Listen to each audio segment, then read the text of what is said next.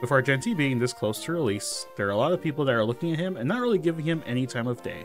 Erudition has always been this class type that we've not really seen much use for, and many people don't even have these units leveled. Today I want to talk about that, as well as state that Argenti may not be a bad pickup for a couple of accounts, depending on what you have. Let's dive into that together and see what's up with Erudition as a whole.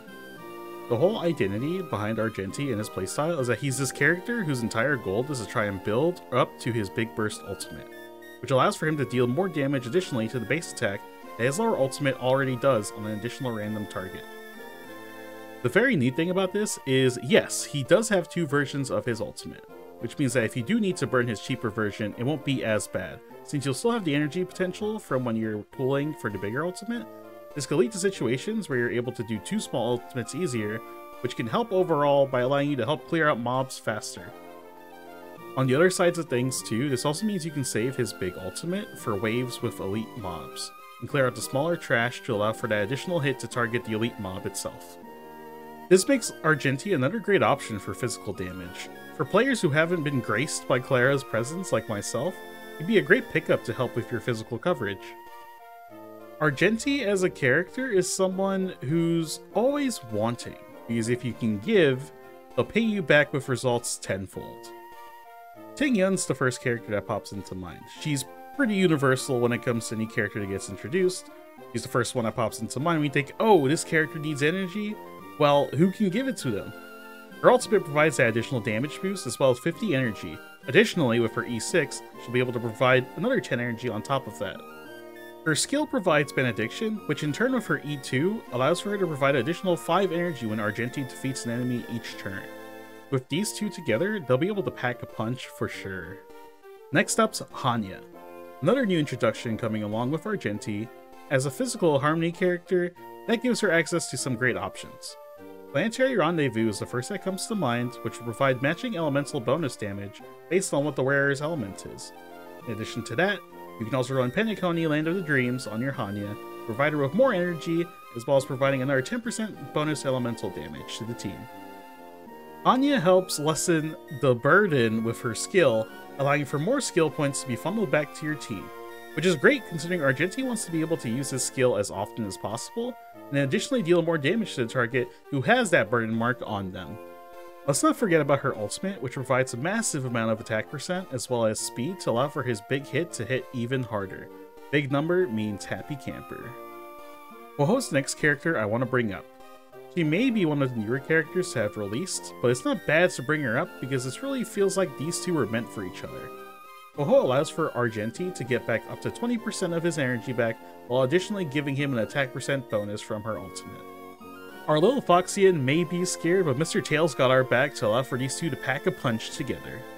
While there may be more characters that work well with Argenti, that's something I'd have to cover in another video once he's released, and I'm able to hopefully test them all together and provide you with some more thorough answers of my findings. May the 50-50s be in my favor. Let's get into some light cones real quick and just mention some things you should consider leveling if you're out there prepping for him. I personally think the best light cone you can get, if you can get it, is the Battle Pass light cone. Today is another peaceful day. With Argenti having two different ultimates, I have a good feeling that his ultimate cost is going to be over 160. With that in mind, we'll get full benefit from this light cone, and at Superimposition 1, that means this light cone provides you an additional 32% damage boost on everything in his kit, while at S5, it'll provide an additional 64% boost instead. It will take you 5 patches to max impose this light cone, but it's an overall damage boost to everything you do, which is hard to beat in most cases. The other light cone that I think is worth bringing up is Make the World Clamor. This light cone provides 32 energy at the start of the battle and additionally increases your ultimate damage by 32% at S1 and 64% at S5. The light cone's great, but you will have to try and test your luck in getting it from the gacha system. However, it provides a big damage increase for what Argenti cares about the most, while also giving him the initial boost in energy to potentially help and try to get those ultimates faster. For our free options, we have the Seriousness of Breakfast, which is also good, and you can get the S5 very easily. There's a free 24% damage increase, while also potentially netting you a 24% attack increase. Not to mention, the 3-star light cones aren't that bad either. Databank gives you a 56% ultimate damage boost when you increase it to S5. Passkey gives you an additional 12 energy after using your skill, And Sagacity gives you an additional 48% attack after you're using your ultimate for 2 turns. Argenti has a ton of options, and this isn't even to mention his own light cone, which we still don't know what the effect is of it just yet, but I'm sure it's going to be a very good one for him nonetheless. Now, I'm a be real with you and say that Argenti won't be a character for everyone. There's quite a few things to think about and consider when you do end up summoning for him. Erudition as a whole has been in this state where a lot of people look at these characters at a surface level while try to pass them by, especially when there's other characters who could do the job a bit easier. Argenti does, however, have a very simple playstyle and objective to his kit, and that makes him very easy to slot in and be used on any team potentially. However, I think the real place where Argenti will shine will be in the future, and that's due to Pure Fiction. All we know about Pure Fiction right now is that it's this sort of endless mode where we'll be able to attack a bunch of enemies.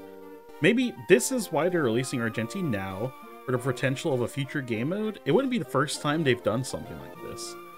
Memory of Chaos is where the hyper carries are able to shine very well, but maybe Erudition's true claim to fame may be in Pure Fiction. But hey, that's for another video to go over all that as a whole. Thanks for watching. I would love if you'd consider subscribing and leave me some feedback on what I can do to improve and try and do better. It would mean the world to me to be able to see you all again soon on another video. Thanks for all the support recently. It's truly fun to do all of this, and I'll catch you all on the next one. Till next time, peace.